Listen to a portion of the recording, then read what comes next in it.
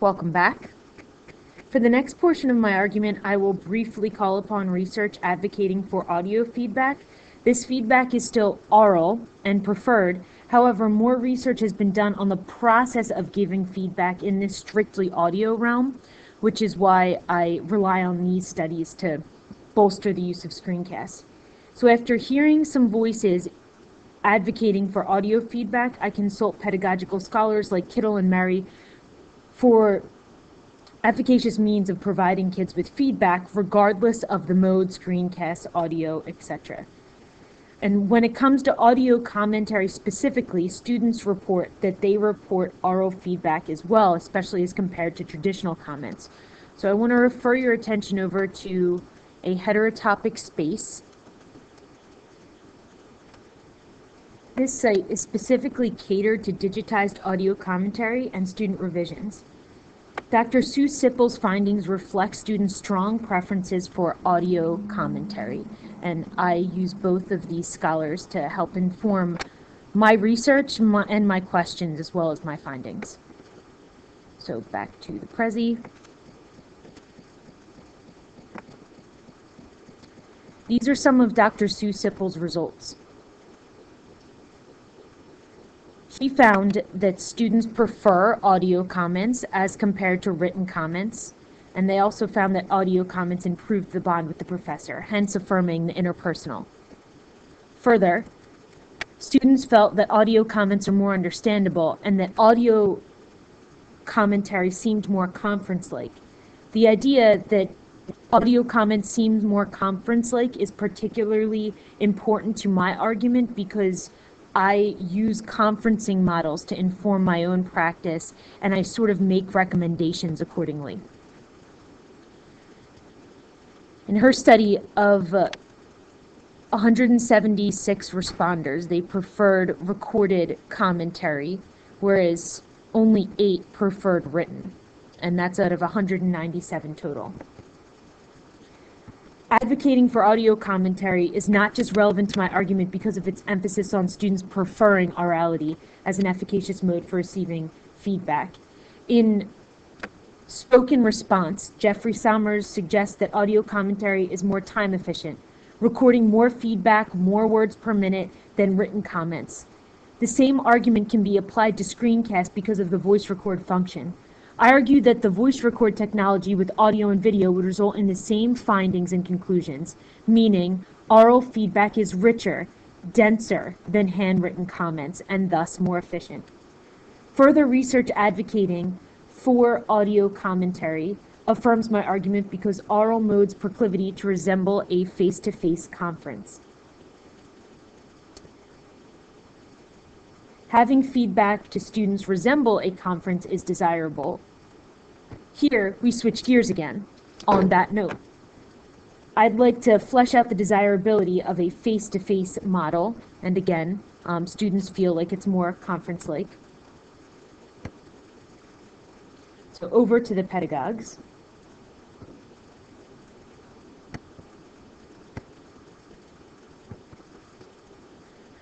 Gurus, like Don Murray and Penny Kittle, indirectly affirm oral commentary. Although they don't speak to screencasting or audio feedback directly at all, their works consistently argue for student-teacher conference model to maximize the efficacy of feedback. Therefore, screencasts enhance the quality of feedback. As I refer back to the efficiency debacle and discuss the, quote, most valuable, unquote, practices for student learning, that's where I feel like I need to forward arguments from these scholars. Illustrating her emphasis on cyclical communication, a call and response of reader and responder, Kittle emphasizes listening well. Listening to the writer's communication, responding to the thinking of a piece, and helping the writer communicate with as much grace as possible makes for effective teaching. The process of communication, listening and responding, and thus conferencing, is enhanced by screencasts, as I said with Dr. Sue Sippel's study. A potential limitation to my argument here is that it relies on technology. And while that is a strength and a limitation, My audience, students at Great Valley High School, the students who I'd like to impact, they have access to smartphones for the most part and video viewing capabilities in school. So for the following studies, I imagine that effective feedback in general, studies which indicate effective feedback, can be simplified by screencasts. The next ideas that you're going to hear about are processes, methodologies, progressions of events, and generally accepted best practices that maybe can be enhanced by screencast technology. So first I'm going to start with Peter Elbow's concept of movies of the mind. This is something that Dr. Jeffrey Sommers, a scholar that I had mentioned earlier, supports. In movies of the mind, it indicates that writing is a process because you respond as a reader, and the reader-responder reveals the reading experience. So as a reader, i.e. a grader, you give your reactions. You answer time-bound, subjective, but factual questions. What happened when you read the words this time? That's from Peter Elbow's Writing About Teachers, where he recommends, in order to advocate writing as a process, that evaluators or graders respond more like readers and less like critics. Sommers, who advocates for writers' memos, advocates this practice, but as we talked about just before, Sommers indicates that he counters Peter Elbow's practice in saying that writing this much and using the practice that he advocates for would take teachers an numerous amount of time. So he proposes that this can potentially be helped by orality, in that you can squeeze in more words per minute of effort it takes to compose. Still, I try to implement writers of the mind in my research, movies of the mind in my practice, so I can help make explicit what's going through my mind as a reader and help put the burden back on students for the onus of writing.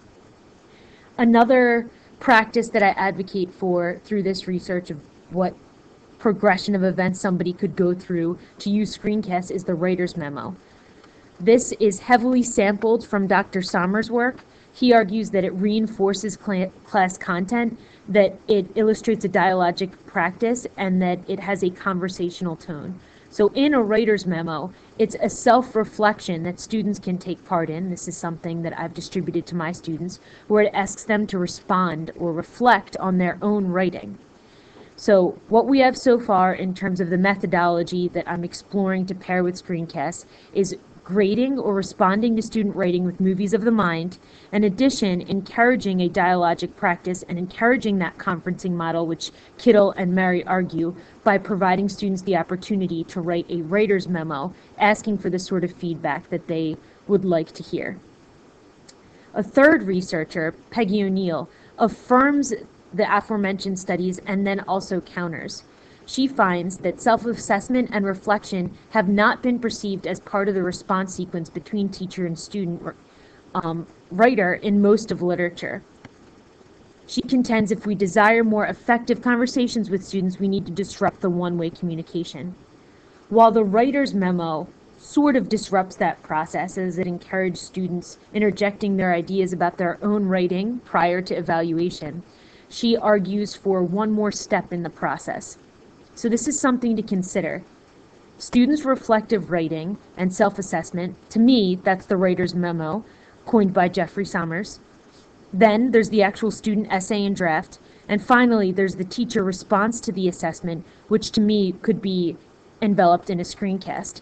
Peggy O'Neill specifically argues that there could be a student rejoinder, a response to that assessment. Maybe a self-evaluation, a final portfolio, a reply screencast, or a discussion board.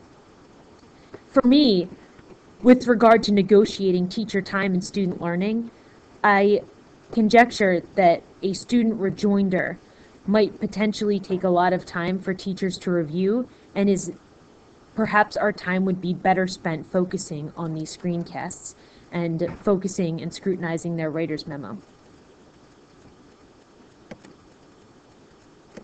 Even though I think a student rejoinder, for my argument, could positively impact student learning, I wonder if the time is not worth the bang for the buck.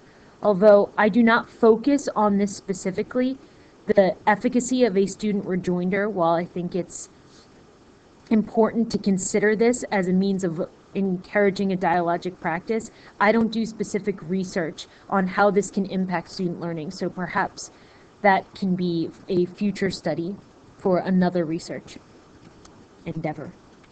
I'm going to stop this recording now so I can use the other technology to conclude my argument and to tie together how these different spheres of influence inform my argument. So I'm going to be switching to Jing in just a second. Excuse me.